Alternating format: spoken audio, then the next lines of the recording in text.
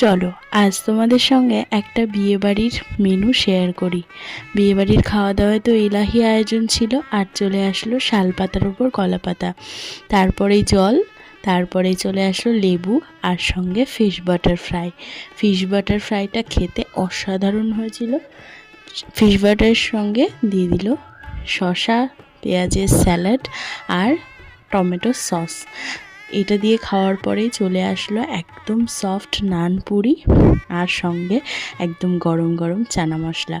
নান পুরিটা খুবই সফট হয়েছিল, আর চানা মশলাটাও খেতে হয়েছিল দুর্দান্ত। নান পুরি দিয়ে চানা মশলা দিয়ে খাওয়া দাওয়ার পরেই চলে আসলো একদম গরম গরম সাদা ভাত। সাদা ভাতের সঙ্গে বিয়েবাড়ির স্পেশাল ভেজ মুগের ডাল ছিল, আর এই যে এখানে দেখতে পাচ্ছ গরম গরম বেগুনি। ভেজ ডালের ওপর হালকা একটু লেবু নিয়ে বেগুনি দিয়ে বেশ তৃপ্তি করে মেখে খাওয়া দাওয়া করলাম। এটার পরেই চলে আসলো দই কাতলা।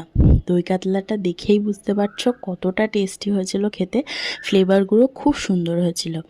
তারপরেই একদম ঝরঝরে মটরশুঁটি দিয়ে বাসন্তী পোলাও, আর পোলাওয়ের সঙ্গে আজকে শোস্টপার মাটন কষা। পোলাও আর মাটন কষার কম্বিনেশনটা না অসাধারণ লাগে, আর মাটনটা এত টেস্টি হয়েছিল, কালার দেখে নিশ্চয়ই তোমরা বুঝতেই পারছো।